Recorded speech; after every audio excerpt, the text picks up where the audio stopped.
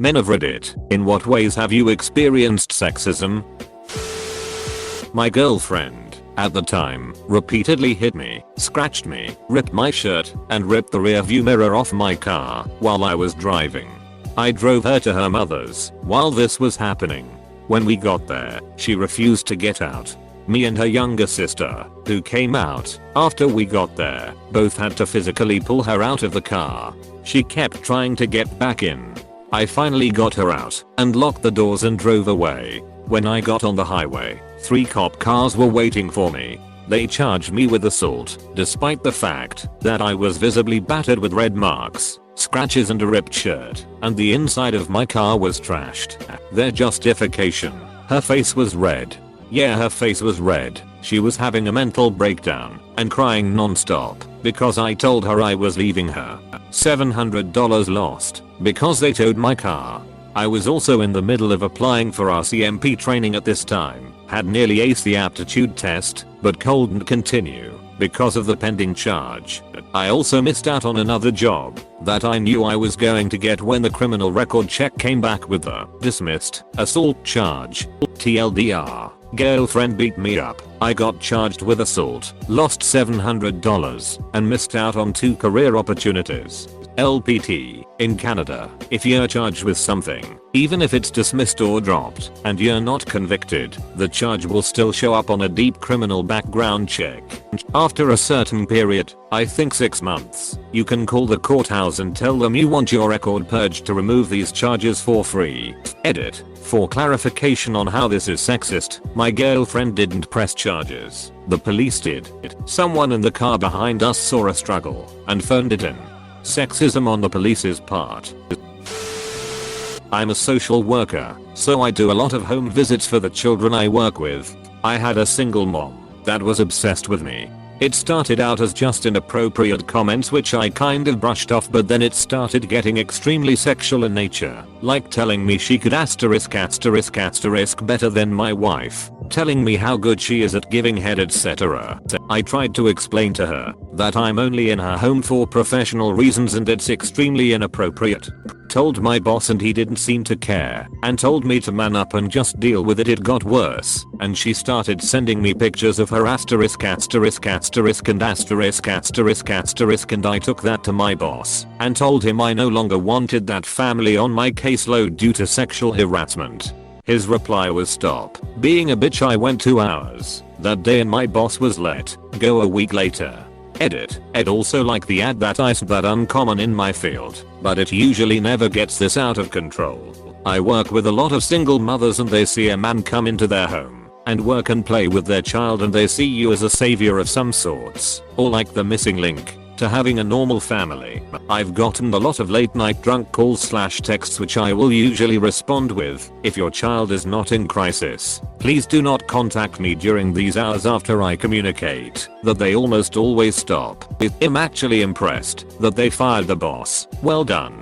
Well, I showed ours the messages she sent, and I made sure to communicate to my boss through email as well, so I had written evidence that he didn't care I was getting sexually harassed. This is exactly what you should do, so I'm glad it worked out for you. Unfortunately, in a different situation, I tried to do this regarding my supervisor, and I was the one who was fired, so it doesn't always work out the way it should, especially if the company is corrupt at the top level. That's a shame, man. But in the future I would still try to get everything in writing. My company really had to choice but to fire him after I showed them texts. I had so many inappropriate ones like who cares dude, asterisk that asterisk, and did get my asterisk wet. If I were you, it's a really bad look in the social service field. Was refused domestic violence leave by my employer. Not me, but my dad had an extremely hard time getting full custody of me and my little sister despite my mom having no place to live, no job, addicted to drugs, and abused us. All because kids need a mom. I'm so asterisk sick of courts giving full custody to point moms because kids need moms more than dads when that is asterisk. Kids that grow up without dads are more likely to go into substance abuse, self-harm, and suicide. But kids without moms are less affected. Even if the mom is abusing kids on a daily basis, is an alcoholic, drug abuser, homeless lady, she still will get custody over a dad working a 6-figure job, has a 4-bed 2-bath house, and if the kid wants to live with the dad, with IMSU **** done with court systems awarding awful women custody over great men. It's best to have a 2-parent household, but if the parents are separated and one is addicted to drugs, and has no place to live and no money, I wonder which should get the **** kids. It seems like such a no-brainer. Edit, typos/grammar. You would think so, but my dad really had to fight to keep me and my sister. My sister still had visitation. I was old enough to say no, and she would have to stay at hotels and scummy places for a weekend. We came home with lice, twice. Odd one. I don't think it is considered sexism, but my male principal has made it very clear that he dislikes only the men at my school. So myself, along with the other 4 or 5 male teachers out of about 32 staff members get awful evaluation scores, and he bullshits his reasoning why. We think he just wants to pretend to be top dog. Makes it even sadder when even the female staff say things like I can do whatever I want since he likes me. That is literally the definition of sexism. A teacher told me that she would have given me an A grade for the year if I wasn't male, as she only awarded A grades to girls as they had fewer academic advantages. I think she may have had a few issues. If that were to get out, she would be fired. At least I hope so. I don't think I've ever mentioned it to anyone before. I just accepted it at the time.